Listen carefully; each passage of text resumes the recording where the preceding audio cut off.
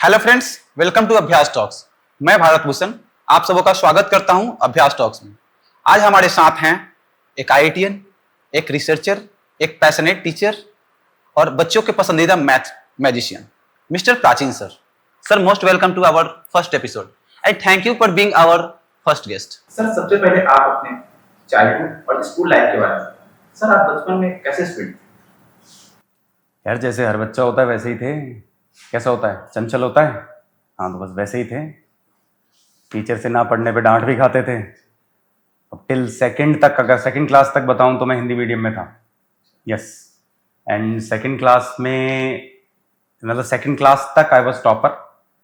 और जब मैं पहली बार हिंदी मीडियम से इंग्लिश मीडियम की तरफ शिफ्ट हुआ, क्योंकि वो नीड ऑफ द आवर था, सब पेरेंट्स उस वक्त थे ना कि यार हिंदी मीडियम में बच्चा ना पढ़े कि इंग्लिश मीडियम में शिफ्ट कर लें, राइट। तो उस तरफ चल रहा था। तो सेकंड क्लास से जब मैं थर्ड क्लास में इंग्लिश मीडियम में एडमिशन कराने गया, तो अभी तक मुझे याद है एक बहुत बड़ा धक्का लगा था कि उन्होंने बोला कि थर्ड में हम एडमिशन नहीं लेंगे, वापस सेकंड में डालो। मैं किसी स्कूल का टॉपर रहा हुआ बच्चा, आपको वापस सेकंड क्लास कह रहे हैं वापस करो। बात ठीक है, समझ रहे हो? तो उसके बाद अब यूं था कि जब मैं उस स्कूल में जब पढ़ने लगा, मैंने सेकंड से स्टार्ट किया कि अब इंग्लिश मीडियम में तो जाना ही है, इट्स फाइन, ठीक है। तो जब स्टार्ट किया उस सेकंड क्लास में, तो हमारी क्लास में 17 स्टूडेंट्स थे। मुझे आज तक बड़ा प्रिसाइजली याद है, 17 स्टूडेंट्स थे। और टॉपर रहने की जिसको आदत होती है ना, वो जब 16वां आता है ना, तो दिक्कत हो जाती है उसके जीवन में। मतलब मैं क्लास में खड़ा होकर अगर कोई इंग्लिश का सेंटेंस पढ़ रहा हूँ तो मैं इस तरह पढ़ रहा हूँ, APPLE, एप्पल, और बच्चे पढ़ रहे हैं Apple a day keeps a doctor away, right. तो मेरे को बड़ा यूं खलता था स्टार्टिंग में कि यार ऐसा तो मैं कभी था ही नहीं। जीवन भर जो टॉपर रहा हुआ है ना, उसको जब एकदम से यूं होता है ना कि क्लास में नीचे से सेकंड आया, नीचे से टॉप किया है, वैसे पैरों तले जमीन खिसक जाती है। और फिर मैंने बच्चों को सामने देखा कि यार there is a difference in me and उनके बीच में। अगर मैं कंपेयर करूं क्लास में तो डिफरेंस था। इवन तो मैं हिंदी मीडियम का टॉपर था, बट जैसे इंग्लिश मीडियम में मुझे पढ़ना ही नहीं आ रहा है, राइट। तो घर पे गया मैं कि या तो मुझे मेरे साथ बैठ के मुझे पढ़ाओ, क्लास का टॉपर बनाओ, नहीं तो वापस चलो हिंदी मीडियम में। रहूंगा तो टॉपर रहूंगा। तो मेरे पेरेंट, मेरे को याद है, 6 महीने मेरे साथ लगे रहे। उसी सेकंड क्लास में विद इन 8 मंथ्स मैं टॉप किया क्लास में। यस, सेकंड मैंने वापस की इंग्लिश मीडियम में, बट उसमें टॉप किया। और उसके बाद मेरे को एक संतुष्टि थी कि हाँ, अब मैं जहां आना चाहता था वहां आ चुका हूँ। उसके बाद से बड़ा स्मूथ था। लेकिन नॉर्मली क्या होता है, ट्रांजिशन बड़ा मुश्किल होता है। तो उसके बाद से इंग्लिश मीडियम में जैसे सेटल हो गए, स्टार्टिंग में मेरे 6 महीने तक इंग्लिश में मेरे को याद है 8 में से हाफ मार्क्स आता था, 1 मार्क्स आता था, ऐसा आता था लगातार 6 मंथ्स तक टेस्ट में ये चलता था। फिर उसके बाद जब बड़ी क्लासेस में गए वगैरह, तो वो था इंग्लिश के साथ अपन यूज टू हो गए थे, ऐसा कोई इशू नहीं था। बट मैथ्स शुरू से बहुत पसंद था। मतलब मैथ्स में थे, टॉपर थे। मतलब वही स्टार्टिंग से ही। अब ये भी है ना कि किसी सब्जेक्ट को लेके अगर आपको ऐसा होता है ना कि थोड़ा सा बच्चे, छोटे बच्चे को और प्रेज मिलता है, तो वो और वैसी मेहनत करता है, समझ रहे हो?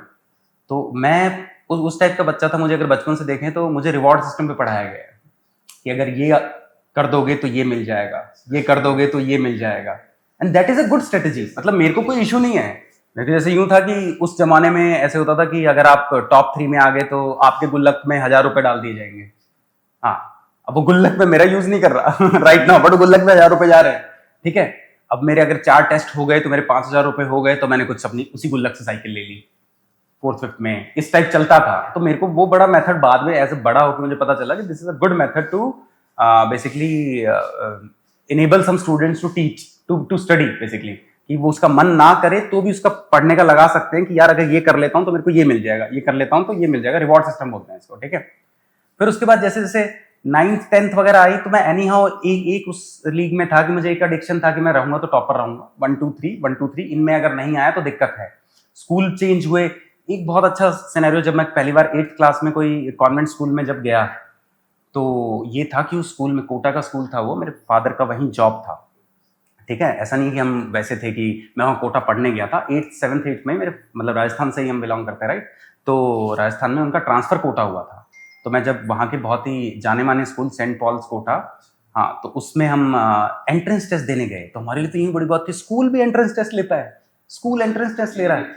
हाँ, वो राइट। तो स्कूल एंट्रेंस टेस्ट ले रहा है, उसमें हम दे के आए, और यूं कहानियां थी कि 6 ही बच्चे सेलेक्ट करेंगे, 250 बच्चे पेपर देने आए हैं स्कूल के एंट्रेंस के लिए 8th में।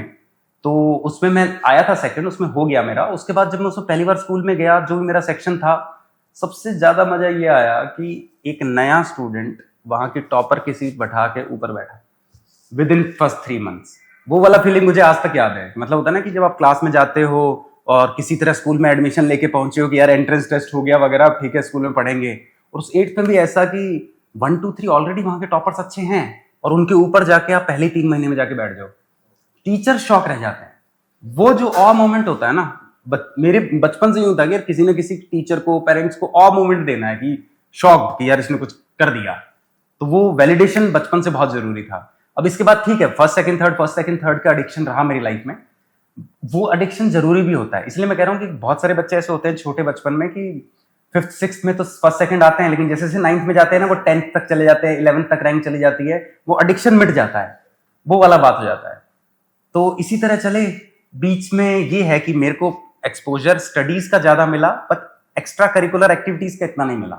वो मिलना चाहिए बच्चों को, मैं ये कह रहा हूँ, समझ रहे हो।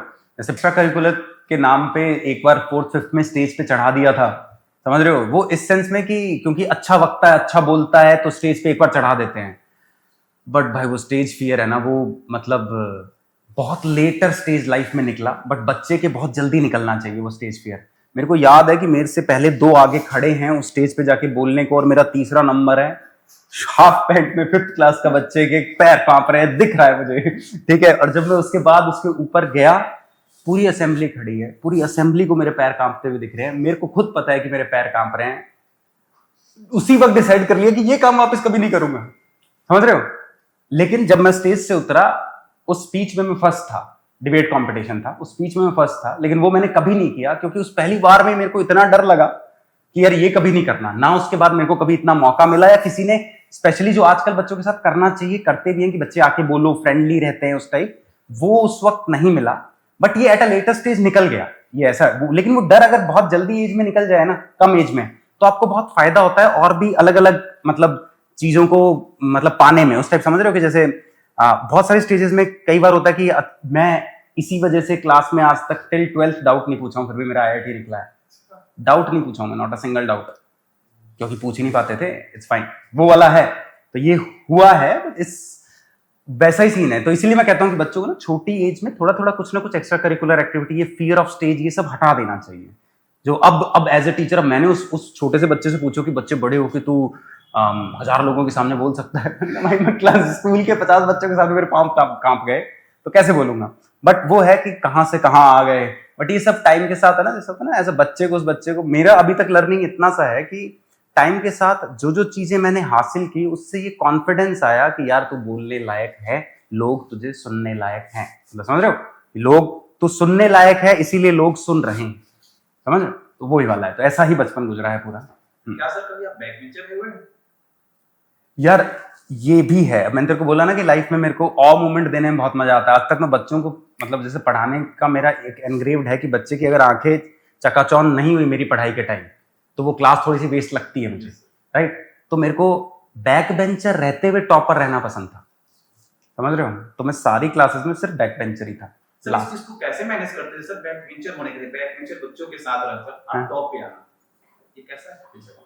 यार वही है कि किस चीज के लिए कर रहे हो। मेरे को वो चीज किक देती थी, समझ रहे हो, कि लास्ट, मतलब मेरे को पता है कि टीचर को एक्सपेक्टेड नहीं होगा कि ये लास्ट में बच्चा बैठ के टॉप कर सकता है, तो मेरे को वही थोड़ा किक मिलता था। मैं पढ़ता था, इंटरेस्ट भी आता था, अब कुछ कुछ है, मेरे को सोशल साइंस वगैरह में इंटरेस्ट नहीं था इतना, तो लेकिन मार्क्स के लिए पढ़ते थे, जो सब बच्चे पढ़ते हैं।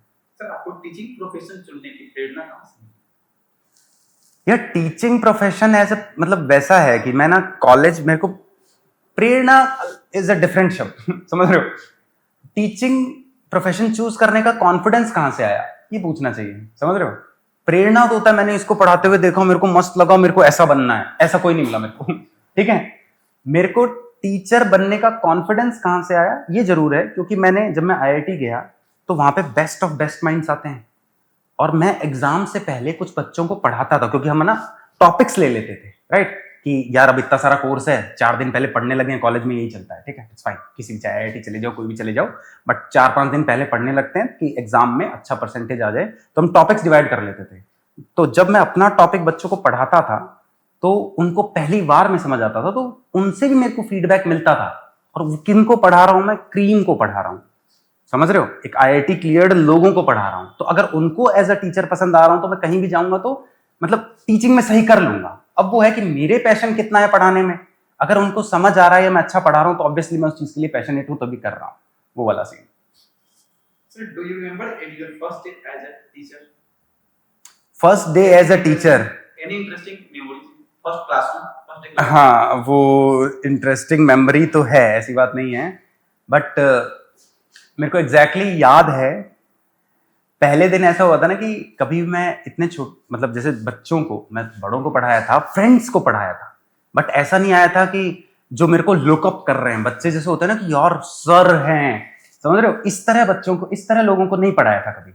तो पहले दिन एज अ टीचर मैंने एक्टिंग की थी, समझ रहे हो? एज अ टीचर नहीं जा पाया था, धीरे धीरे खुल पाए क्योंकि मेरा पहली बार था। अब ये भी है कि मैंने कहीं जाके एक्सपीरियंस नहीं गेन किया कि कहीं बड़े इंस्टीट्यूट में जाके मैं पढ़ाऊं या फिर कहीं, क्योंकि ऑब्वियसली वो अलग रीजन है कि मैं वहां क्यों नहीं गया। ऑब्वियसली ऑफर्स बहुत थे, बट ये है कि जब मेरे को पता है कि मेरे ही बेसिकली जैसे अभ्यास है या फिर ये है, तो इसी के अंडर मेरे को अगर पढ़ाना है तो मेरे को खुद ही जिस तरह मुझे पसंद है एज अ टीचर, मेरे को वही जाके बच्चों को देना है। तो स्टार्टिंग में तो मेरे को पता है कि बच्चे मेरे को लुकअप करेंगे या फिर वैसा है, तो मैंने सिर्फ एक्टिंग की थी। बट ये है कि टाइम के साथ ऐसे डेवलप हुए थे कि जिस तरह मैं एक टीचर को प्रेज करता हूं, उसी तरह मैं बच्चों को देता हूं कि मैं उनके सामने वैसा ही रहूं। मेरे को ये सब नहीं पता कि पसंद की मैं 24 घंटे मुझे कोई बच्चा ज्ञान, मतलब टीचर ज्ञान देता रहे। एज अ स्टूडेंट मुझे नहीं पसंद। तो एज अ स्टूडेंट बहुतों को नहीं पसंद होगा ना, टीचर बार बार ज्ञान दे, ये सब करे। इट्स फाइन, ज्ञान देना उनका दायित्व है, उन्हें देना चाहिए, रिस्पॉन्सिबिलिटी है, इट्स फाइन, बट फन भी देना चाहिए, वो वाला। सर आप एक आईआईटीएन, एक रिसर्चर हैं। सर आज अगर आप आईआईटीएन और रिसर्चर ना हो तो क्या होता है? यार मेरे को क्या लगता है कि आईआईटी और रिसर्च या ये सब में भी जाके ना, मुझे जिस चीज में मजा सबसे ज्यादा आया कि मुझे कोई भी मैं एक आर्टिस्ट होता हूँ। हाँ मैं सही बताऊं तो मुझे कोई एक ऐसे काम में खोया रहता कि मुझे वक्त का ना पता चले। सर बचपन की आपकी कोई हॉबी जो आप शेयर करना चाहें? ड्राइंग और ये सब था मेरा हॉबी में। बैडमिंटन बहुत अच्छा खेलता हूँ मैं। हाँ, तो बैडमिंटन हो गया, क्रिकेट वगैरह तो सभी खेलते हैं, इट्स फाइन, वो तो सब जाते हैं, बट बैडमिंटन में खेलता था और ये ड्राइंग वगैरह में काफी था, आर्ट्स में था। सर मैथ के अलावा आपका कोई फेवरेट सब्जेक्ट? मैं सब मैथ से रिलेटेड ही है यार, लाइफ में बाद में पता चलता है कि सब मैथ से रिलेटेड है। तो पजल्स वगैरह मैं सॉल्व करता था। अभी भी शकुंतला देवी की 2-3 बुक्स हैं, वो मैं करता हूँ और मैं बच्चों को करवाता भी हूँ, चाहे वो 6th का बच्चा हो चाहे वो 10th का बच्चा हो। तो ये सब हॉबीज है। सर आज के डेट में स्टूडेंट को हार्ड वर्क ज्यादा इंपॉर्टेंट है या स्मार्ट वर्क? यार मैं कहूंगा कि जैसा कंपटीशन है ना, तो आप स्मार्ट वर्क करो, नहीं तो मतलब एक सीन मैं तुम्हें लाइफ का बताता हूँ कि कई बार होता है ना कि जेई करना क्यों है, इस भीड़ का हिस्सा क्यों बनना है, बहुत सारे लोग इस टाइप पूछते हैं, राइट? मैं कह रहा हूँ कि जेई इसलिए करना है कि आप इस भीड़ से अलग हो सको, समझ रहे हो, ताकि उन लोगों के बीच में उठ बैठ सको जहां पे बैठने और उठने में मजा आए, समझ रहे हो? तो यही वाला है। सर एक सक्सेसफुल स्टूडेंट बनने के लिए कौन सी क्वालिटी जरूरी है? सक्सेसफुल स्टूडेंट बनने के लिए यार मैं कहूंगा कि टिल 12th वगैरह जिस तरह का आज तक कल का कंपटीशन वगैरह चल रहा है ना, टिल 12th में, तो आई वुड से कि स्मार्ट वर्क होना चाहिए, कि एग्जाम ओरिएंटेड पढ़ें, दैट आई एग्री। लेकिन उसके बाद अगर आपको एज अ गुड स्टूडेंट रहना है तो आपका इंटरेस्ट बहुत डीप होना चाहिए चीज़ों में, समझ रहे हो? मतलब जैसे मैं अगर रिसर्च फील्ड की बात करूं तो रिसर्च में ऐसा सीन होता है कि हमें कोई कहता नहीं है पढ़ने को, ना हम पे कोई ऐसा जोर है कि पढ़ो पढ़ो पढ़ो पढ़ो, लेकिन फिर भी हमें 12 घंटे का पता नहीं चलता था। हाँ, 12 घंटे बाद बगल वाला बताता है कि ब्रदर तू 10 घंटे से यहाँ पे है, 11 घंटे से यहाँ कुछ कैफेटेरिया हुआ, वो होता था। तो एज अ स्टूडेंट बाद में जब देखोगे इन कॉलेज लाइफ या अच्छी जगह पहुंच के, इंटरेस्ट मैटर करता है। तो जो मूवीज में देखते हो ना, साइंटिस्ट लोग, टाइम का पता नहीं चलता है, ये होता है, मेरे साथ होता है, समझ रहे हो? बहुत लोगों के साथ होता है। सर एग्जाम प्रेशर और स्ट्रेस को हैंडल करने के लिए आप क्या करते थे? यार एग्जाम प्रेशर और स्ट्रेस को हैंडल, देख मेरा पर्सनली मैं बताता हूँ, वैसे तो नॉर्मली बच्चों को क्या करना चाहिए ये बाद में बताऊंगा। मैं क्या करता हूँ, मैं लाइफ में बहुत पॉजिटिव आदमी रहा हूँ, ठीक है। तो मेरा यूँ होता है कि यार आज जो आया है ना, इससे बेहतर अगर कल करूँगा तो इट विल बी बेटर, ऐसा कोई दिक्कत नहीं है, इट्स फाइन। मेरे बहुत पहले से ये चीज़ क्लियर्ड है कि मैं ऐसे या तो उसके प्रति मैं काम करूँगा, ठीक है, ऐसा नहीं है कि सिर्फ उसके लिए स्ट्रेस लेता रहूँगा। अगर आप किसी में, जैसे एग्जाम प्रेशर में क्या होता है, एग्जाम प्रेशर होता क्या है, अब ये होता है कि आपने कोई टेस्ट दे के आए और आपके नंबर सही नहीं आए, अब आप उसको हैंडल कैसे करो, यही बात है। तो अब उसको हैंडल करने के यही तरीके होते हैं कि या तो उस पर रो लो, आधा घंटा रो लो, 1 घंटा रो लो, या उसके बाद आधा घंटा 1 घंटा रो लिए, अब उस पर अगले टेस्ट पे उसी वक्त से लग जाओ। अगर ये लगने का मादा है तो तुम चिल मारोगे, कि वैसे चिल इन सेंस में कि यार अगले टेस्ट में मेरे को इससे ज्यादा इंप्रूव करना है।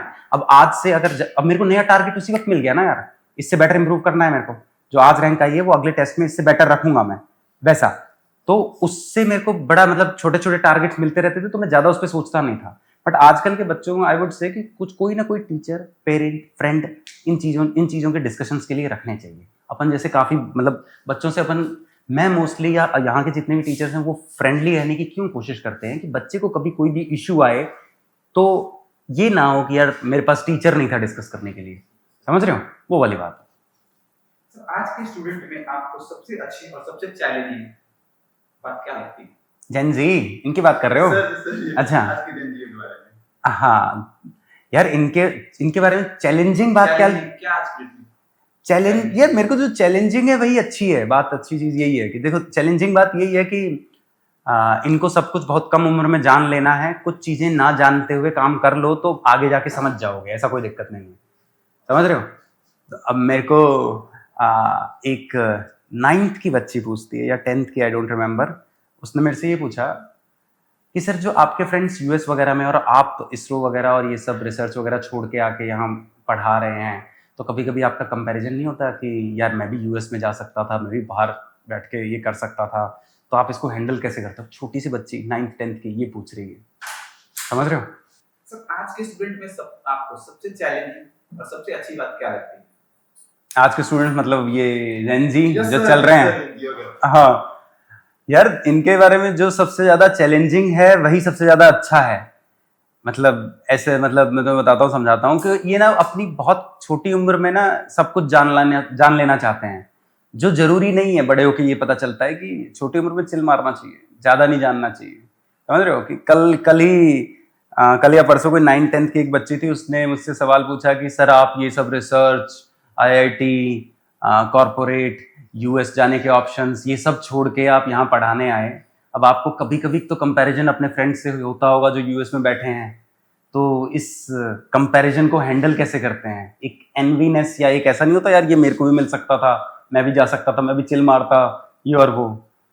मेरे पास सिर्फ एक ही आंसर था भाई उसके बाद इतनी छोटी उम्र में कुछ जानने की जरूरत नहीं है, इट्स फाइन, हैव फन, कोई दिक्कत नहीं है। तो यही चीज अच्छी है कि इतना छोटा सा बच्चा ये सब सोच पा रहा है, this is a real problem. बहुत सारे लोग यहाँ क्यों नहीं आ रहे, या अपना मतलब होता है ना कि जॉब से बंधने के बाद एक गोल्डन चेन से बंध जाते हैं कि यार रोज की सैलरी आ रही है, इसलिए अपना मन का काम नहीं कर पाते हैं जो उनका मन होता है, स्टार्टअप या कुछ भी है, क्योंकि उनके मंथली सैलरी आ रही है, राइट। तो वो इसीलिए नहीं कर पाते हैं कि वो एक डर होता है कि यार कल को मैं कंपैरिजन वो हैंडल कर पाऊंगा कि नहीं कर पाऊंगा, कि जहां मेरे दोस्त हैं और जहां पे मैं हूँ जा रहा हूँ वगैरह। तो ये एक रियल प्रॉब्लम है उस छोटी सी बच्ची ने। आजकल के जेनजीज जो बहुत जल्दी ये पहचान ले रहे हैं, बट आई वुड से कि जेनजीज को थोड़ा ना नाइव रहना चाहिए। नाइव मतलब चंचल, और इस सेंस में कि हर चीज जानना जरूरी नहीं है, अपने इतनी बड़ी चीजें जानना जरूरी नहीं है, इट्स फाइन। सर लेकिन जियो लोग के लिए तो एक और चैलेंजेस भी आ गई है सर, जैसे आज के पेपर। यार ये तो बहुत दिक्कत है। आपको लगता है एनटीए को अपना परीक्षा प्रणाली या अपना सिस्टम को चेंज करना चाहिए? यार मैं बताऊं, वो तो ऑब्वियसली करना चाहिए, ऑब्वियसली करना चाहिए, वो तो है ही। बट बच्चों के पर्सपेक्टिव से सोचो ना, तो बच्चों का मैं बताऊं कि उधर, अब मैं हूँ राजस्थान से, तो मोस्टली उनको बच्चों को तैयारी करते हुए देखा है, अब यहाँ पे भी देख ही रहा हूँ।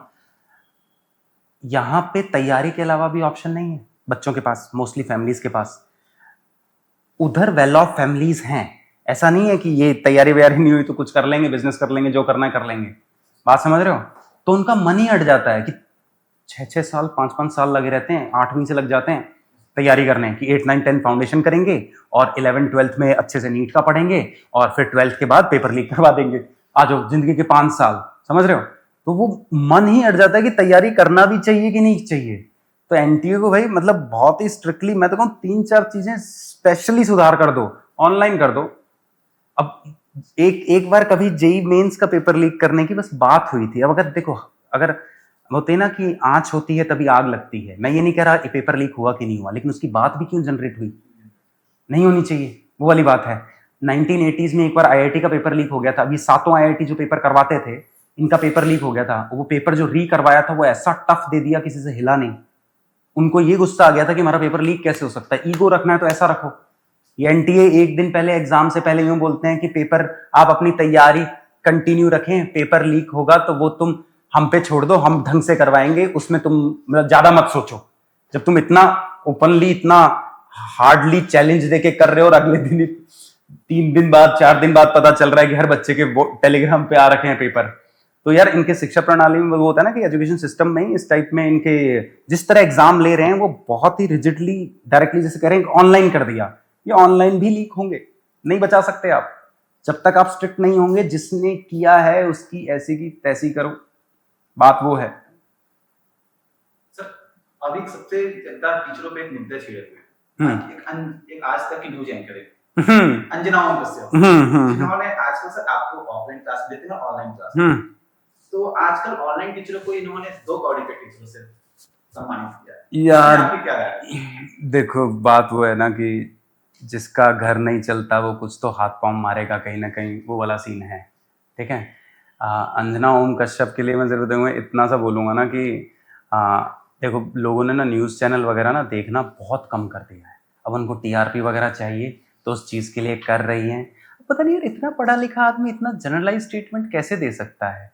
मतलब होता है ना कि इतनी टाइम से जर्नलिस्ट हैं, जो भी हैं लोग इनको लुकअप कर रहे हैं और आप ये बोल देंगे। अब उसका फायदा टीचर्स भी उठा रहे हैं कि कुछ ना कुछ बोल के, दैट इज फाइन, क्योंकि ट्रेंड में रहना है या जो भी रहना है इट्स फाइन। बट वो है कि एक इतने बड़े जर्नलिस्ट को ट्रेंड में रहने के लिए ये सब बोल देना पड़ रहा है। उसके घर के 10 बच्चे फैमिली के ऑनलाइन पढ़ रहे होंगे, उन्हीं टीचर से, उन्हीं 2 कौड़ी के टीचर से पढ़ रहे होंगे। I agree, but that is not the मतलब वैसा है कि यार इतने बड़े स्तर के या इतने जाने माने जर्नलिस्ट को इतना नीचे गिरना पड़ रहा है, ये सब कहना पड़ रहा है, तो उनके जीवन में कुछ ना कुछ चल रहा होगा, ऐसा लग रहा है ना। इन चीजों से दया आती है मुझे उनपे। इन चीजों से हटके मैं अब आपके फिर से आपके लाइफ के बारे में पूछना चाहता हूँ। सर आईआईटी पहुंचने के बाद सबसे पहले आपको किस बात पर विश्वास नहीं हुआ था? यार मैं तो आईआईटी पहुंचने के बाद किस बात पे विश्वास नहीं हुआ कि आईआईटी जाके इतना पढ़ना नहीं पड़ता है भाई, जितना आईआईटी से पहले पढ़ना पड़ता है। सर आज के बच्चे इतने टफ समझ लिए, क्या आप लोगों को उतना टफ समय लगता है? क्या आईआईटी क्रैक करना टफ लगता था? यार ये डिपेंड मैटर टू मतलब पर्सन टू पर्सन मैटर करता है। इसका रीजन ये है कि मैंने कभी आईआईटी को आईआईटी की तरह नहीं लिया, बट बहुत सारे बच्चों ने आईआईटी को आईआईटी की तरह इस तरह लिया कि यार जुनून बना लिया, उसकी वजह से हुआ भी, होता भी है, ऐसा नहीं है। बट मैं उस लाइफ से नहीं मतलब अपने आप को रिलेट कर पाता। उसका रीजन ये है कि मेरा सिलेक्शन होने का रीजन था कि मेरा इंटरेस्ट, मैं मतलब यूँ होता था कि यार ये क्वेश्चन नहीं आ रहा है, इसमें मेरे को मजा आ रहा है, ये मैं कर रहा हूँ, 10-10 घंटे पढ़ रहा हूँ। मैं कभी एग्जाम के लिए वैसे नहीं पढ़ता था कि मतलब मैं 2 साल पहले ही मेरे से ना लॉन्ग टारगेट्स कभी पूरे होते ही नहीं है। मेरे को 10 दिन का टारगेट दो मैं कर दूंगा, मेरे को 2 साल का टारगेट दो उसको मैं खुद से कन्वर्ट कर लूंगा 30 टारगेट में। बात समझ रहे हो? तो वो होता है कि छोटे छोटे टारगेट रख के मैंने कहा यार मेरे को इस टेस्ट में अच्छा परफॉर्म करना है, मेरे को इसमें मजा आ रहा है, पढ़ने में मजा आ रहा है, मैथ्स में मजा आ रहा है, फिजिक्स में मुश्किल आ रही है तो इसमें थोड़ा सा ये समझ के पढ़ लेते हैं। इनऑर्गेनिक केमिस्ट्री के लिए मैं किताबें पढ़ देता था जेडी ली, इतनी बड़े बड़े ऑथर्स के, सिर्फ इसलिए क्योंकि मेरे को समझ नहीं है वो चीज। अगर मेरे को but this is never advised for a JEE student. अगर आप तैयारी कर रहे हो तो इतनी बड़ी बड़ी किताबें मत पढ़ो, जो कोचिंग इंस्टीट्यूट दे रहा है वो करना चाहिए। आई वॉज नाइव क्योंकि मुझे हर चीज के बीच जाना था, वो वाला स्टूडेंट, वो वाला चीज।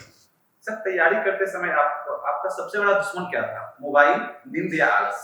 यार उस वक्त मोबाइल का तो इतना वो नहीं था कि इफेक्ट की, ना तो पेरेंट्स देते थे ज़्यादा ना वो, बट आलसी नहीं थे लेकिन जग ही नहीं पाते थे, समझ रहे हो? नींद आई वुड से, क्योंकि मैं रात वाला स्टूडेंट था कि मेरे को रात में 2-3 बजे मेरा पीक जो आता था ना पढ़ने का, वो आता था 11 से 2 बजे तक रात में। उस वक्त मेरे को IIT से टफ क्वेश्चन करवा लो, कर लूंगा, समझ रहे हो। लेकिन सुबह 5 बजे उठा के चाहे आगे आप पकवान रख के पढ़ा लो, नहीं हो पाएगा, समझ रहे हो। तो वो वाला था। तो वो ये तो आदत अब छूटी है मेरी, जब मैं यहाँ पे टीचिंग वगैरह की लाइन में आया ना, उसके बाद छूटी है कि मैं टाइमली उठने लगा हूँ। उससे पहले तो वही थे कॉलेज स्टूडेंट टाइप और वैसे ही थे, तो रिक्वायरमेंट के हिसाब से उठते थे। लेकिन अब ऐसा है कि एक डिसिप्लिन के हिसाब से उठते हैं, वो वाला। सर आज डेट में बच्चों में देखे जा रहे हैं कि वो दोस्तों की झुंड बना रहे हैं, बट आप लोग कॉलेज लाइफ में आपके दोस्त झुंड में थे या कुछ सीमित लोग थे? यानी हम यहाँ पे जो देख रहा हूँ ना झुंड, यहाँ पे झुंड होते हैं मैटर के लिए, ठीक है। हमारे वाले झुंड जो थे वो चिल मारने के लिए, फन के लिए थे, कोई मैटर वैटर नहीं। यहाँ पे ही सुने मैंने 2-3 शब्द, एक तो बाहर मिलिए और एक कौन सा मैटर हो जाएगा या मैटर हो गया, इधर आ जाओ उधर आ जाओ, वो वाला, वो सब, ठीक है। बट बाहर हमारे जो फ्रेंड्स वगैरह थे ना, सिर्फ चिल मारते थे कि उधर जाके कोई खेल लिया, क्रिकेट खेल लिए, एक गैंग सी रहती है ऑब्वियसली। अब वो मतलब ऐसा रहते ही हैं कि यार इनके बिना, अब वो कॉलेज में जो फ्रेंड्स बनते हैं वो वैसे हो रहते हैं यार, हमेशा साथ ही रहते हैं, हमेशा ही साथ रहते हैं। अब स्टार्टिंग में अगर तुम यूं ऐसा सोचो ना कि अगर मैं यहाँ हूँ तो कोई अननोन शैडो में मुझे सपोर्ट कर रहा है, इसलिए मैं यहाँ हूँ, और वो वही कॉलेज फ्रेंड्स हैं, समझ रहे हो। सर आप कभी BHU IIT में सीनियर थे और जूनियरों पर कभी अपना हुक्म बताया है? यार हम ऑरा से चलना, दिखाना कि हम सीनियर हैं, सीनियरिटी दिखाना, ऐसे किए हैं कॉलेज में? यार वही है ना कि जैसे समझ रहे हो कि यही सेम। अब वो देखो, पर्सनली मैंने नहीं किया, ठीक है। पर्सनली मेरे को क्या पसंद आता है कि यार मेरे को बताना ना पड़े कि मेरा ऑरा है, समझ रहे हो। आपका ऑरा होना चाहिए, समझ रहे हो, वैसा सीन। तो अब ये सीन होता है कि जैसे टीचर में भी रहता है कि मैं बच्चे को बोलूँ कि तू मेरी रेस्पेक्ट कर, तो वो फायदा नहीं है ना यार, बोलने की जरूरत नहीं पड़नी चाहिए। तो ऐसा ही वहां भी सीनियर जूनियर का चलता था कि आप सीनियर ही ऐसे रहो, इतने हेल्पफुल रहो या इतने ऑरा वाले रहो कि उसे बोलने की जरूरत ना पड़े कि मैं हुक्म चलाऊंगा, वो वाली बात है। तो वही है, कुछ चलाते थे कुछ नहीं चलाते थे, but it's part of process. और कई बार कहते हैं कि कॉलेज में रैगिंग सही नहीं है, कहते हैं कि रैगिंग सही नहीं है, बट रैगिंग के बिना डेवलप भी नहीं होते बच्चे, बच्चे के बच्चे ही रह जाते हैं, समझ रहे हो। अब जो आप मतलब not up to that matter की रैगिंग में ऐसी तैसी ही कर दो आप सामने वाले की, है ना, इतना रैगिंग नहीं, बट आप यूज टू मतलब थोड़ा बहुत हंसी ठिठोली, सीनियर है जूनियर के साथ चिल कर रहा है, इट्स फाइन, कोई दिक्कत नहीं है, क्योंकि वही सीनियर आपके एकेडमिक्स में बहुत हेल्प करेगा, समझ रहे हो। आपको किस टीचर के साथ किस तरह बिहेव करना है पहले ही पता है, जिस टीचर को आप जानते ही नहीं हो, जिस प्रॉफ को आप जानते ही नहीं हो, समझ रहे हो, किस सब्जेक्ट में कैसे मार्क्स लाने हैं, इसका सोर्स क्या होना चाहिए, वही नोट्स दे दे। कईयों के प्रैक्टिकल्स लिखते थे, कईयों से प्रैक्टिकल्स लिखवाते थे, वही है। सर कॉलेज लाइफ में कभी आप बंक मारे हैं सर? बंक तो यार स्कूल से ही मारे। मूवी देखने जाना, हाँ, किसी से मिलने जाना, सब कुछ। यार हम बंक से बंक मार के क्लास गए हैं, समझ गए, ये बात समझते हो तुम। हम मोस्टली बंक ही रहते थे, कभी कभी बंकिंग से बंक मार के क्लास चले जाते थे, समझ रहे हो। ये वाला सीन है कि बहुत कम क्लास जाते थे। बंक वगैरह स्कूल टाइम में मारा है मैंने, काफी मारा, फिर एक बार पकड़ा गया, फिर ऐसा पकड़ा गया कि वापस नहीं मारा। हाँ, फिर तैयारी लग गए थे, उसके बाद तो IIT JEE की, बट कॉलेज में मारा है। कॉलेज में तो बंक मारने ही घुसे थे IIT में, रीजन ही यही था। जब मैं तैयारी कर रहा था ना, तो मेरा भाई एक प्राइवेट कॉलेज में था राजस्थान में, जयपुर में। तो उसने एक बार अपनी छुट्टियों में आके मेरे को यूँ बोला, जब उसका कॉलेज चल रहा था और मेरी तैयारी चल रही थी, कि ब्रदर पढ़ ले, अगर लाइफ आगे की बढ़िया चाहिए तो। मैंने कहा क्यों? यार प्राइवेट कॉलेज मिल गया ना तो रोज रात को अटेंडेंस देनी पड़ेगी, और अगर IIT मिल गया ना तो कोई पूछेगा नहीं, जहां चिल मारना है ठोक के चिल मार, वो वाला। सर आपको JEE की तैयारी के लिए कोई 3 शब्द देना तो क्या? JEE की तैयारी के लिए आज के दौर में या जनरलाइज बच्चों के लिए, जैसे आज के बच्चों के लिए, हाँ, मैं उनको यार, एक तो उनको कंसिस्टेंसी चाहिए, एक कितना बता रहा हूँ कि इंटेलिजेंस कहीं नहीं आती इसमें। आप रोज एक काम करने के लिए सक्षम हैं, आपका हो जाएगा। 10 दिन लोग कंसिस्टेंट नहीं रह पाते हैं। एक कंसिस्टेंसी, एक आपका एंटरटेनमेंट लगना चाहिए पढ़ाई, एक टाइम कोई ना कोई एक सब्जेक्ट में एंटरटेनमेंट आना चाहिए भाई। जैसे मेरा मैथ्स था तो किसी का फिजिक्स हो सकता है, किसी का केमिस्ट्री हो सकता है। और दूसरा ये है कि थोड़ा सा एक हेल्दी कंपटीशन ऑलवेज रखो, होता है ना, कई लोग होते हैं कि 10 बच्चों की भीड़ में तैयारी कर जाते हैं 2 साल। नहीं करो, एक कोई ना कोई टेस्ट सीरीज ऐसे ज्वाइन करो जो इंडिया लेवल पे आपको चेक करे इस टाइप। सर अगर जेई की तैयारी पर कोई एक फिल्म हम्म। बनी, फिल्म होगी, तो उसका फिल्म नाम क्या बनी है? हुई फिल्म का नाम चाहिए या कोई भी नाम सर, कोई चाहिए? कोई दे सकते हैं। मतलब मैं क्रक्स दे देता हूँ यार, नाम तो क्या कि अगर आप भीड़ से अलग होना चाहते हैं तो ये मेहनत कर लीजिए उस टाइप। वो कई लोग कहते हैं ना कि जेई क्यों करना है, भीड़ में जा रहे हो या फिर ये कर रहे हो। यार जेई करना ही इसलिए, आईआईटी जाना ही इसलिए है कि टॉप 0.1% के बीच में ही रहूं। मुझे 99.9% से मतलब ही नहीं है। मैं जब यहाँ पहली बार आया था तो बच्चों को यही कहता था कि यार ये मोतिहारी से आप अपना निकलो, यहाँ अच्छे से पढ़ के अच्छी अच्छी जगह जाओ, अच्छे लोगों के बीच में रहो, ये मैटर हो गया, और इस वाले गेम से बाहर निकलो, ठीक है। अच्छे लोगों के बीच में रहोगे, अच्छी चीजें डिस्कस होंगी, बड़े लेवल की चीजें डिस्कस होंगी, समझ रहे हो कि यार डीआरडीओ में ये चल रहा है, इसरो में ये चल रहा है, ये कंपनी ने ये कर दिया, ये मतलब समझ रहे हो कि अच्छी चीजें डिस्कस हो गई। इस प्रोफेसर के पास ये प्रोजेक्ट आया है, इंडिया की ग्रोथ में आप डायरेक्ट इंपैक्ट कर सकते हो सिर्फ इन 2 साल की स्टडी से, समझ रहे हो।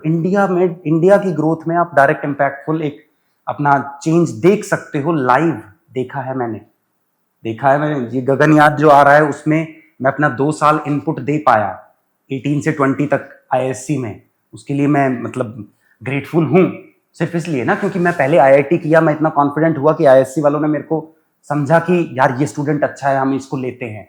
और वहां पे ऐसे ऐसे प्रॉफ्स मिले जिसके नीचे मतलब पढ़ाई कभी बोझ नहीं लगी, मजा आया। तो एक मतलब गंगानगर का बच्चा, छोटा ही शहर है, कोई ज्यादा बड़ा नहीं है, समझ रहे हो। और वहां से निकल के कभी यूं थोड़ी सोचा था कि यार अपने काम से इंडिया की ग्रोथ में इंपैक्टफुल चेंज लाएगा। तो मैं तो ये सब मोतिहारी वाले जितने बच्चे हैं सबको बोलता हूँ यहाँ से निकलो ताकि दुनिया देखो। सर बट आप गंगानगर से सर इतने बड़े स्टेट राजस्थान से बीएचयू गए, बीएचयू से आईआईएससी बैंगलोर गए, और वहां से आप इतने छोटे सर मोतिहारी में ढलना आपके लिए कठिन रहा? यार कठिन तो था, बट ये है कि मैं स्टार्टिंग में जब मैं मतलब अच्छी अच्छी जगह रह के, जब मेरे को स्टडीज से बहुत मतलब पसंद है, ऐसे कुछ नहीं, आईआईटी में मजा आया, आईएससी में मजा आया, बट ये जो है ना फाइनली इसके बाद इसरो वगैरह में मजा आया। उसका जो कॉर्पोरेट लाइफ है ना उसमें मेरे को मजा नहीं आया कि 5 दिन बढ़िया काम किए, फिर लास्ट के 2 दिन चिल मारा। मैं चिल मार मार के थक चुका था, समझ रहे हो। सभी यही करते हैं कि 5 दिन काम करते हैं, सिर्फ मतलब कोई प्रोजेक्ट वर्क है, कोई टारगेट है उनको पूरा करने के लिए, और फिर 2 दिन चिल मारते हैं। तो वही है कि ये वीकेंड्स का चिल और वीकडेज पे किसी और के लिए कुछ काम करना just for completing some targets, उससे ऊब चुका था। तो मैंने कहा यार ये तो नहीं चाहिए, समझ रहे हो। फिर अपना पैशन देखा तो मेरे को टीचिंग का ऑलवेज था, फिर सही लोग सही टाइम पे सही डिस्कशन करने बैठे, इस वजह से फिर मोतिहारी आने के लिए मतलब। सर आपने इस दोस्तों के बारे में कुछ बता सकते हैं? जैसे अभी के जो सर आज के दोस्त होते हैं ना, कुछ दिखावा भी मेरे दोस्त होते हैं, अब कुछ होते हैं जो पर्सनल लाइफ से लेकर प्रोफेशनल लाइफ, यहाँ तक कि पॉकेट में पैसे तक नहीं है, वो उसको पता है कि मेरे पास पैसे नहीं। ऐसे कोई दोस्त आपके हैं सारे आपके बारे में पूरा जानता हो? यार देखो राइट नाउ तो ऑब्वियसली है ही, जो मेरे साथ में सुनीत सर और चेतन सर हैं उनको सब पता है, सब कोई दिक्कत नहीं, सब एवरीथिंग। बट मेरे साथ मैं पर्सनली बताऊंगा कि मेरे साथ जो भी रहा है, चाहे कॉलेज लाइफ में चाहे कोई भी, तो अगर वो मेरे साथ लंबे टाइम के लिए रहा है ना, अगर लंबे टाइम के लिए रहा है तो मुझे उसके बारे में सब पता है और उसको मेरे बारे में सब पता है। मुझे वो एक्टिंग वाला पसंद नहीं है, समझ रहे हो कि ये चीजें कि मैं आज इसके सामने अच्छा बन लेता हूँ या वो 2 दिन का रहेगा, फिर अगर वो मेरे साथ नहीं है तो उस तरह का फ्रेंड कभी है नहीं। मेरे साथ फ्रेंडशिप रही है तो फिर वो दिलदारी वाली रही है, सब पता है उसको मेरे बारे में और मुझे उसके बारे में। सर आज के हमारे इंस्टीट्यूट में आज हमारे बच्चे का कुछ सवाल है, जैसे कोई बोल रहा है कि जेई टफ है, कोई बच्चे बोल रहे हैं नीट टफ है। सर आपके हिसाब से कौन सा टफ है? यार देखो ये जेई टफ नीट टफ ये तो बच्चों के आपसी वो होता है ना, सेटिस्फेक्शन के लिए मैं आंसर कर देता हूँ, बट ये आंसर सुन के बच्चा कोई चूज नहीं करता है कि जेई चूज करना है कि नीट चूज करना है। टफनेस के हिसाब से हमेशा चूज क्या करो कि जो करना है वो पता रहता है यार कि क्या करना है, ठीक है। मतलब 10th के बच्चे को इतना पता है कि यार बायो पढ़ी जाएगी कि नहीं जाएगी, समझ रहे हो। 10th के बच्चे को इतना पता है कि मैथ्स में नंबर अगर सही आए तो मैथ्स हैंडलेबल है, वो वाला है।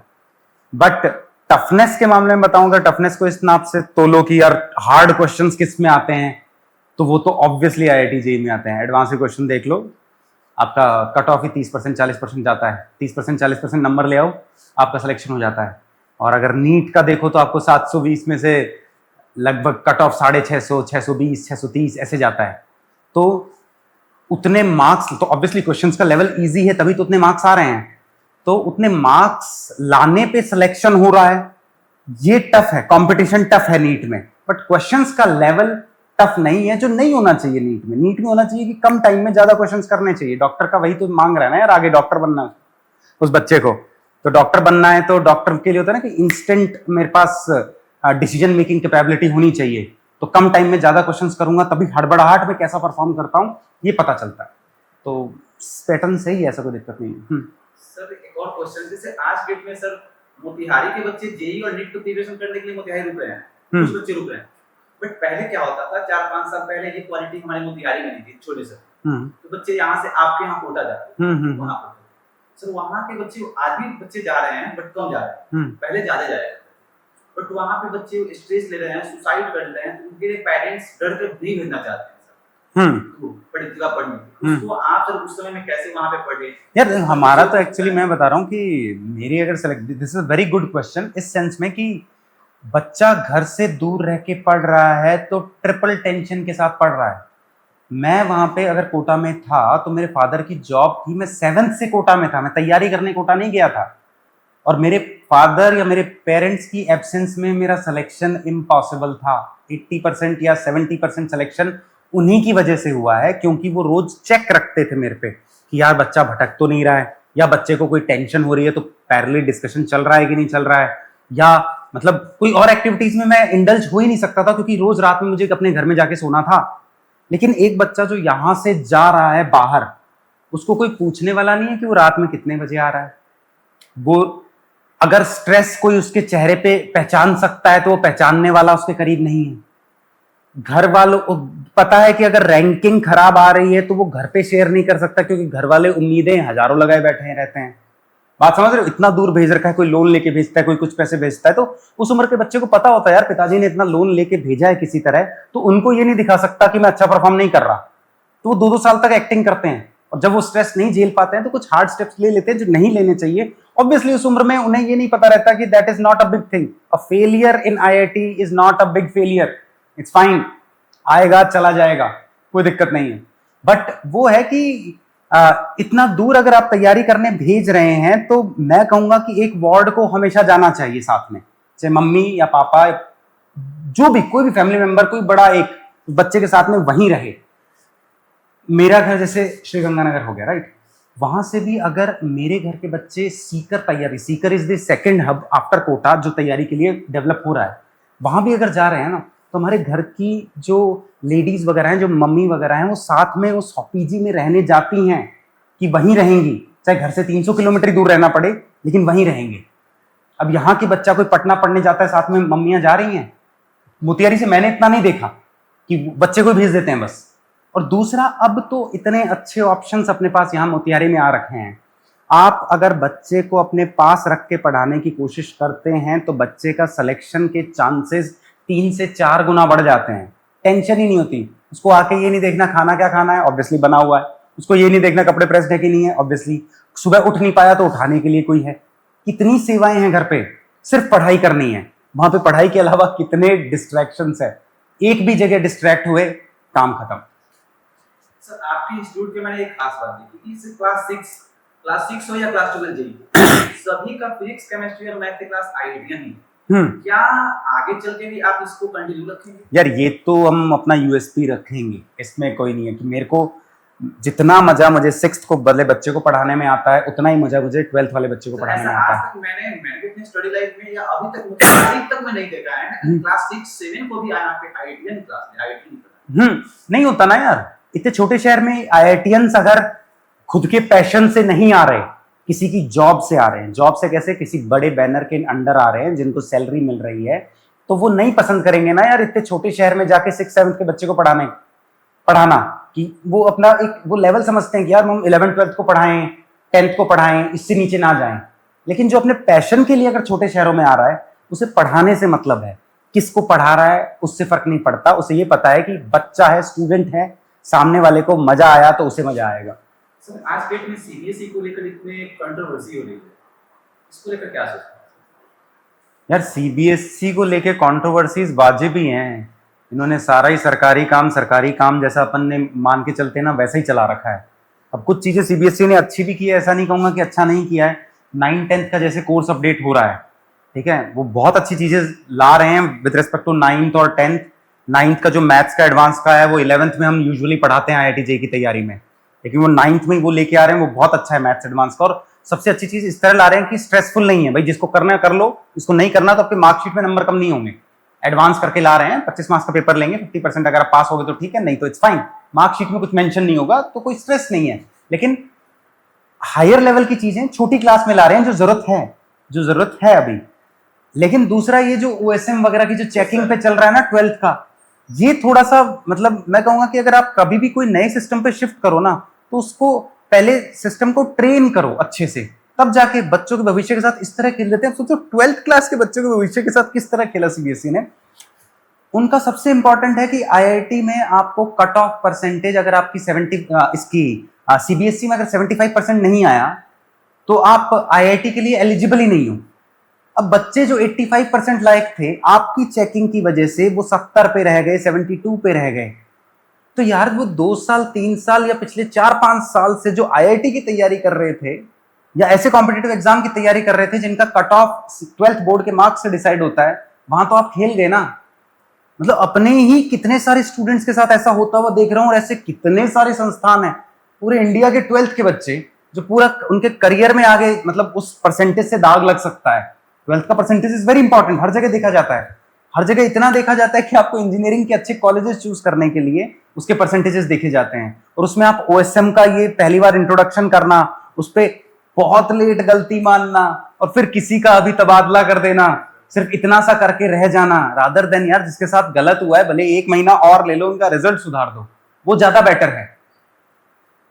वही वाला सीन है। तो एस टाइप वो वाला ठीक है, बट इनको ये है कि जो भी कुछ चेंजेस लाओ ना थोड़ा ग्रेजुअली लाओ। या तो छोटी क्लासेस में पहले इंप्लीमेंट करके देख लो, 10th में पहले इंप्लीमेंट करके देख लो, या टीचर्स को इतना टाइम देते कि वो चेक करने का, मैंने उसका पूरा सिस्टम देखा है एक्चुअली चेक करने का कि किस तरह एक कॉपी चेक करने के लिए लगभग 20 मिनट लगते हैं, 20 मिनट एटलीस्ट लगते हैं। अब उसमें अगर कोई गलती हो गई, वहां जाना, कॉपीज जो स्कैन होके आई वो कितनी ब्लर्ड आई हैं, तुमने भी देखा होगा राइट, वो सारी ब्लर्ड कॉपीज आ गई, तो चेक कैसे करेगा? टीचर कुछ रैंडम दे देता है। अब मैंने कुछ ऑनलाइन इनसे भी बात की है टीचर से जिन्होंने कॉपीज वगैरह चेक की हैं, उन्होंने खुद अपने हालात बताए कि यार हमारे पास ब्लर्ड कॉपीज थी, हम क्या करते हैं, हम बोलते हैं हम चेक नहीं करेंगे, हमें कुछ तो चेक करके भेजना था। अब वो बच्चा डिजर्विंग कितने मार्क्स का था वो तो किसी को नहीं पता, वो वाला सीन है। तो कहीं ना कहीं तो धांधली, कहीं ना कहीं तो गलत हुआ है। स्टिल सीबीएसई इस पे अटका हुआ है कि OSM से ही चेकिंग करेंगे, तो करो बट अपने सिस्टम को बहुत रिजिड कर लो, बहुत सुधार लो कि इसको कोई सवाल ना उठा पाए, वो वाला है। सर ऐसे अपने मोतिहारी में मैं खुद का पर्सनली ऑब्जर्व किया हूं सर कि यहाँ पे पहले जैसे आपके इंस्टीट्यूट में जो अभी एजुकेशन सिस्टम इस लेवल पे मिल रहा है, मोतिहारी में कहीं नहीं, आज भी नहीं है। बट आज के इधर किसका कारण ये हो सकता है कि टॉपर चूज अभ्यास, तो टॉपर अभ्यास चूज करना है, बट व्हाई टॉपर चूज अभ्यास?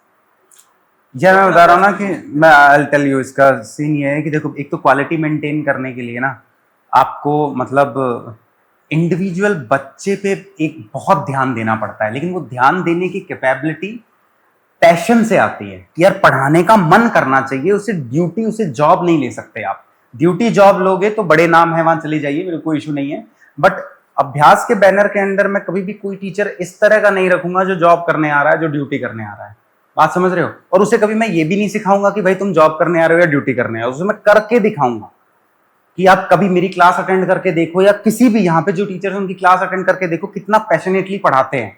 तो जब आप इतना पैशनेट टीचर्स के बीच में हो और वो सारे के सारे टीचर्स इतने क्वालिफाइड हैं अलग अलग जगह से, समझ रहे हो, तो एनी हाउ बच्चे का ग्रोथ होना ही है, समझ रहे हो, चाहे वो कमजोर हो चाहे अच्छा हो। लेकिन अच्छे बच्चे को टच में रह के मजा इसलिए आ जाता है क्योंकि हर चीज का आंसर मिल पाता है। जब आप किसी इस बैनर के नीचे या उस मतलब जो होता है ना कि जो मार्केट में चल रही है, क्योंकि नाम है, क्योंकि कोई 50 बच्चे अच्छे इन्होंने सिलेक्शन निकाल दिए कहीं और शहर में, बात समझ रहे हो? उसका मतलब ये नहीं है कि हर शहर में वो अच्छा परफॉर्म करवा के दिखा सकते हैं, समझ रहे हो? तो वो वाला सीन है कि मतलब उनके पास भी अगर अच्छा बच्चा, मेरे पास जो अच्छे बच्चे हैं ना जो वहां से आ रखे हैं, वो भी ये बोलते हैं कि सर मेरे हर क्वेश्चन का डाउट वहां सॉल्व इसलिए नहीं हो पाता है क्योंकि ये बोल दिया जाता है कि ये डाउट इतना डिजर्विंग नहीं है। अरे यार बच्चे का डाउट डिजर्विंग ये तो देखना ही नहीं है ना, जो डाउट है उस पर ही पहले ये बोलो कि यार ये अगर आपको आता भी नहीं है, पहले तो इतना फ्रैंक होना पड़ेगा। एक तो मतलब मोस्टली टीचर्स जो होते हैं ना, जो इस वहम में रहते हैं कि हमें हर वक्त हर चीज आनी चाहिए नहीं तो बच्चा हमारे बारे में क्या सोचेगा, उस लूप से निकलो। आप बच्चे से फ्रैंक हो सकते हो, ये जेनजी है, ठीक है, प्रॉपर फ्रैंक हो सकते हो कि यार मुझे ये आज नहीं आता, मैं कल तक इसको किसी तरह आंसर करूंगा, but your doubt was very good, rather than उस डाउट को वहीं मार देने से। तो वो वाला, इसलिए बहुत सारे बच्चे, बहुत सारे अच्छे बच्चे यहाँ रह के बहुत ज्यादा ग्रो भी कर रहे हैं और रहना उन्हें बहुत ज्यादा पसंद भी आ रहा है, क्योंकि उनका हर डाउट एक मतलब इस तरह सॉल्व किया जाता है कि एक ट्रॉफी की तरह कि यार बच्चे तूने क्या डाउट पूछा है, समझ रहे हो? इसलिए सर जैसे कि हमारे सुनील सर मोतिहारी से ही, उनका मैंने देखा कि वो इतने सैमसंग रिसर्चर हैं, यूपीएससी लेवल का पेपर क्रैक किया उन्होंने, डीवाईएसपी महाराष्ट्र में, बट वहां से आकर वो फिर मोतिहारी कितने बड़े। तो आज के स्टूडेंट का ये हो जा रहा है कि हमें कुछ बड़ा करना है तो बाहर जाना हो, बाहर किसी सेक्टर में आगे बढ़ना है तो मुझे बिहार से, इंडिया से बाहर जाना है।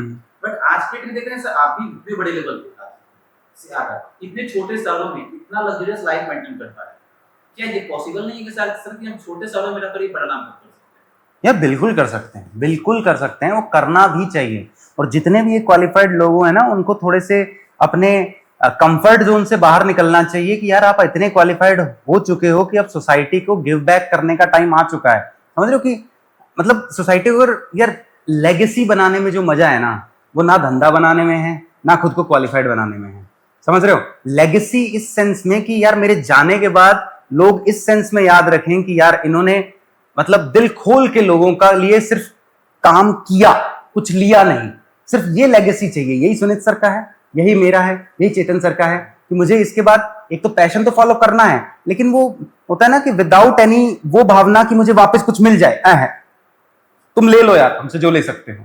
और इतने छोटे, खुद का शहर है, खुद के लोग हैं, पहले दिन से आके मैं इनको बताता हूँ कि यार तुम मोतिहारी से निकल के कुछ बाहर की दुनिया देखो, देखना बहुत जरूरी है, तब जज कर पाओगे कि तुम्हें पढ़ना क्यों चाहिए था। सर आजकल बच्चे को देख रहे हैं कि मैथ से भाग रहे हैं, बट आपको देखते हैं, मैंने दिन भर मैथ में उसी मैंने क्लास आप लेते हैं तो कोई मैं पीछे से देखते रहता हूँ कि इतने भूल की तरह, भूल नहीं जैसे गेमों में पड़े हुए जाते हैं अपने काम में, बीजी रहते हैं, मस्ती में जाते हैं। और तुम बहुत सारे मैथ टीचर को देखते हो चिड़चिड़ापन में जाते हैं, बट आपका सर हर वक्त चिल मैथ सॉल्व करना। नहीं यार, चिड़चिड़ा तो मेरा भी कभी कभी हो जाता है बच्चों से, ऐसा नहीं है नहीं होता, बट वो बच्चों को पता है कि कभी कभी सर का हो जाता है, इट्स फाइन। बट यार मैथ्स में जो मजा है ना, मेरे साथ देखिए पता नहीं है, मैं ये बता देता हूँ कि मेरे साथ क्या, जितने भी यहाँ पे टीचर्स हैं, सीन ये ना कि जब आप पैशन को फॉलो, हाँ तो यार जो अपना पैशन फॉलो करते हैं ना यार पढ़ाने वढ़ाने में, जो मैं अपने पर्सनली जितना देख पाया हूँ, मतलब मैं कभी अपने पैशन से साइडवेज नहीं निकल सकता कि यार इस बच्चे को कुछ समझ नहीं आया और मैं बस निकल जाता हूँ कि इसने पूछा तो है नहीं, समझ रहे हो? वो मतलब ना दिल साथ देता है ना दिमाग साथ देता है, कि मतलब होता है ना कि इसको नहीं समझ में आया और मैं अगला सवाल कराने लग गया ना तो मेरा उस अगले सवाल में मन नहीं लगेगा, समझ रहे हो? तो उस तरह इतना घुसे रहते हैं पहली चीज तो, कि दूसरे के लिए कि यार इसको ये क्वेश्चन समझ में आया कि नहीं आया, इसको किस तरह इसके लिए सिंपल कर सकते हैं। इसके अलावा भी कुछ कुछ चीजें मैं तुम्हें बताता हूँ मैं क्या करता हूँ। मैं रशियन ऑथर्स की बुक्स जो होती है मैथ्स वगैरह की, अदर देन, अब मेरे को पता है IIT JEE की जितनी भी बुक्स हैं ये सब हैं, ये मैंने कर ली हैं ऑब्वियसली, दो तीन बार कर ली हैं, तो मुझे ये आती हैं।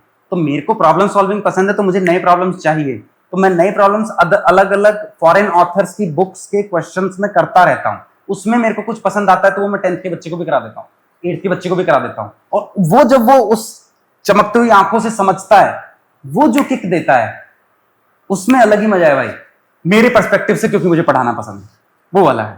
बाकी स्कूल के बाकी इंस्टीट्यूट के सब बच्चों को देखते हैं कि तो 10th करते हैं, उसके बाद वो फाउंडेशन बुक या 9th के बाद फाउंडेशन या IIT देना स्टार्ट करते हैं, वहां से माइंडसेट करते हैं।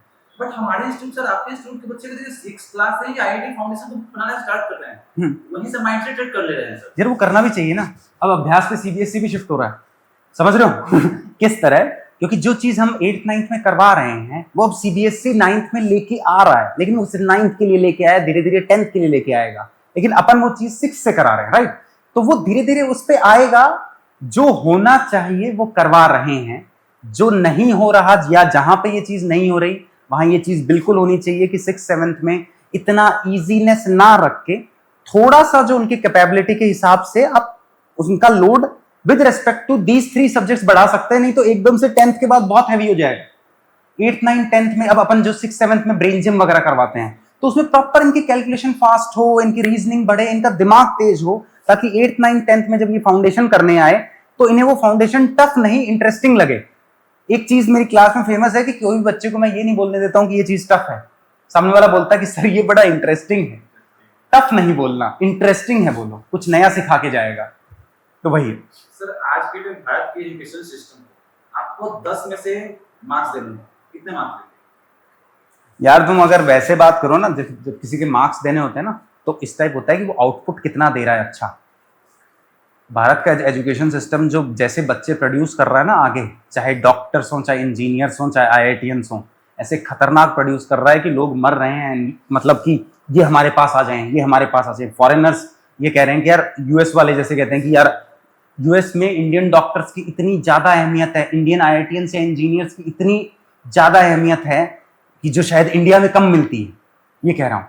तो एजुकेशन सिस्टम पे मैं ये नहीं कहूंगा कि सवाल इस तरह कि इनका सिस्टम इतना लचीला है या वैसा है कि अच्छे आउटपुट नहीं प्रोड्यूस कर रहा है, लेकिन जो करंटली कुछ कुछ चीजों में जो चल रहा है ना, वो मतलब आगे जाके इन बच्चों को बहुत दिक्कत होगी। बच्चा फ्रेंडली होना चाहिए, थोड़ा सा छोटी क्लासेस में, और स्किल डेवलपमेंट होना चाहिए। वो धीरे धीरे आ रहा है, ऐसा कि नहीं है कि नहीं आ रहा है, धीरे धीरे ही होता है। एक वो नेशनल एजुकेशन पॉलिसी जो, उसके तहत कुछ कुछ चेंजेस हो रहे हैं, ऐसी बात नहीं है कि नहीं हो रहे हैं। बट ये जो इस साल OSM वाला सीन हुआ ना, ये उस तरह का होके रह जाएगा। जैसे होता है ना कि मेरे पास कोई 10th का बच्चा कमजोर आता है ना, तो बोलता है कि सर हम कोरोना के प्रोडक्ट है, इसलिए हम कमजोर रह गए। सुना होगा ना तुमने भी कि हम कोरोना के प्रोडक्ट हैं क्योंकि हमारे 2020 में कोरोना आ गया, तो उस वक्त हम पढ़े नहीं, और वो उसी वक्त से वो कॉन्सेप्ट इतने वीक रह गए कि आज तक सुधर नहीं पाए। ये 12th वाले स्टूडेंट्स भी आगे जाके जब जॉब में बैठेंगे तो ये बोलेंगे कि हम पहली बार OSM के शिकार हुए हैं, इसलिए हमारे परसेंटेज कम है।